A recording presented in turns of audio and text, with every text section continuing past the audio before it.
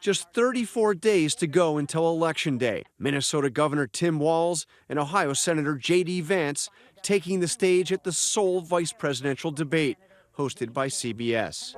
With events still unfolding and uncertainty in the Middle East, the two sparred over who offers stronger leadership at this critical moment. Our allies understand that Donald Trump is fickle. He will go to whoever has the most flattery or where it makes sense to him. Steady leadership like you witnessed today, like you witnessed in April. Both Iranian attacks were repelled. Our coalition is strong, and we need the steady leadership that Kamala Harris is providing. Governor Walz can criticize Donald Trump's tweets, but effective, smart diplomacy and peace through strength is how you bring stability back to a very broken world. Donald Trump has already done it once before. In a presidential campaign that has been anything but civil, this was a strikingly civil and substantive debate. Well, I've enjoyed tonight's debate, and I think there was a lot of commonality here, and I'm sympathetic to misspeaking on things, and I think I might have with the senator. Me too, man. There's one. It wasn't until 90 minutes into the debate that the contentious topic of the last election came up. I would just ask that. Did he lose the 2020 election? Tim, I'm focused on the future. Did Kamala Harris censor Americans from speaking their mind in the wake of the 2020 COVID situation? That is a damning non-answer. Vance insisted it is Democrats who are the biggest threat to democracy. Kamala Harris wants to use the power of government and big tech to silence people from speaking their minds. That is a threat to democracy that will long outlive this present political moment. A president's words matter.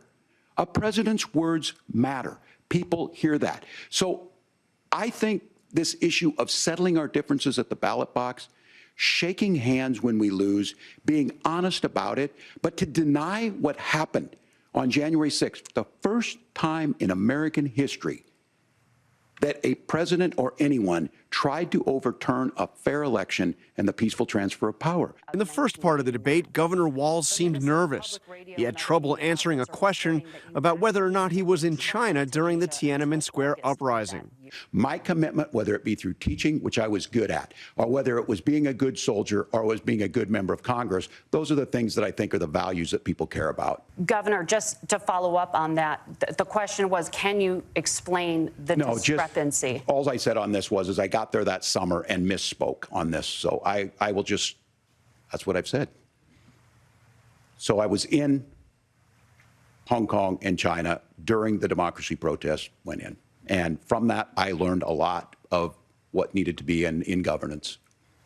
In contrast to his often combative tone on the campaign trail. May I respond to that? First of all, Governor, I agree with you. Amber Thurman should still be alive, and there are a lot of people who should still be alive, and I certainly wish that she was. Senator Vance appeared measured and polite. I'm sure Governor Walz joins me in saying our hearts go out to those innocent people, our prayers go out to them, and we want as robust and aggressive as a federal response as we can get. But in a recent poll, more than half of registered voters, 51%, said they view Vance unfavorably, while just 32% said they view Walz unfavorably.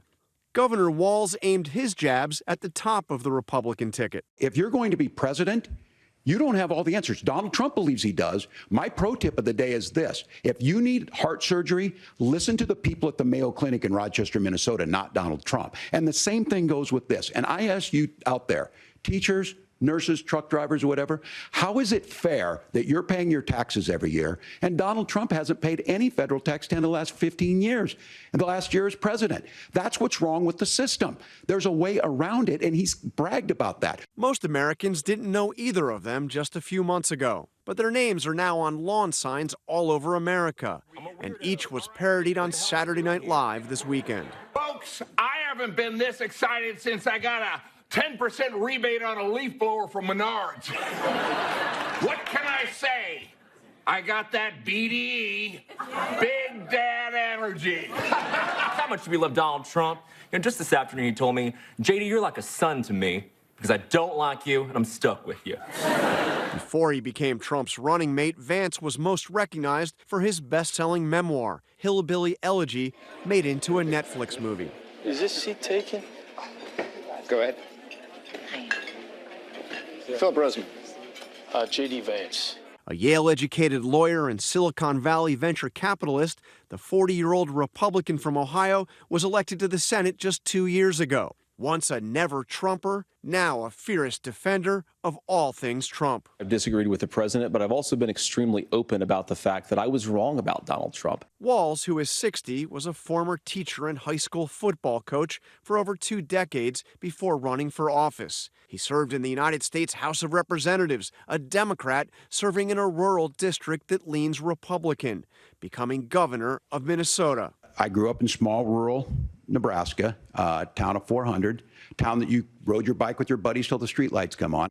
Both men are military veterans, their Midwest backgrounds contrasting with the coastal upbringings of Trump and Harris. Both brought onto the ticket to appeal to voters from Middle America. One of the few heated exchanges came on abortion and reproductive rights. Vance, who has in the past favored a national abortion ban, softened his stance to try to align with Trump. I want us as a Republican Party to be pro-family in the fullest sense of the word. I want us to support fertility treatments. I want us to make it easier for moms to afford to have babies. Well, Walz continued to attack Trump for appointing the justices that overturned Roe v. Wade. This issue is what's on everyone's mind.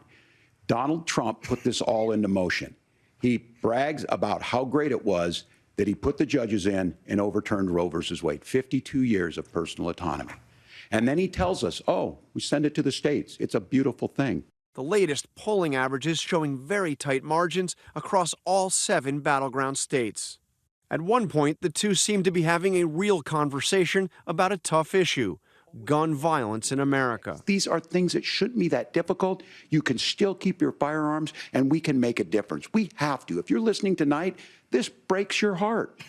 Senator. Tim, first of all, I didn't know that your 17-year-old witnessed a shooting, and I'm sorry about that, and I hope that he's doing okay. Christ have mercy. It is awful. While both agreed there's a problem with gun violence, sometimes it just is the guns. It's just the guns, and there are things that you can do about it. But I do think that this is one, and I think this is a healthy conversation. I think there's a capacity to find solutions on this that work, protect Second Amendment, protect our children. That's our priority. There was no real agreement about how to address it. We have to increase security in our schools. We have to make the doors lock better. We have to make the doors stronger. We've got to make the windows stronger. And of course, we've got to increase school resource officers, because the idea that we can magically wave a wand and take guns out of the hands of bad guys, it just doesn't fit with recent experience. With the one and only vice presidential debate over, both candidates are now back out to the battleground states